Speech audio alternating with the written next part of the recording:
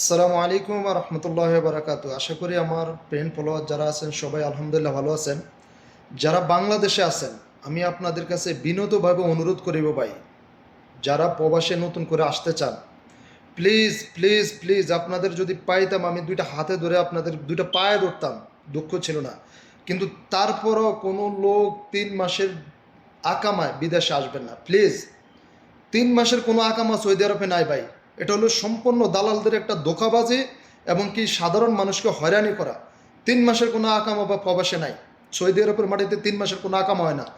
হাজার হাজার মানুষ প্রতিনিয়ত আমাকে ফোন করতেছে যে ভাই 3 মাসের আকামা আসছি, 5 লাখ টাকা 6 লাখ টাকা দিয়ে প্রবাসে আসছি, এখন 3 মাসের ভিতরে কোনো কাজ দিচ্ছে না, কোনো কাজ পাচ্ছি না, কি করব এখন বলেন। তাই সকল বাংলাদেশি ভাইদের কাছে আমি অনুরোধ করতেছি, কেউ 3 মাসের আকামা নিয়ে কোনো দালালের চক্র পরে বিদেশে আসবেন না।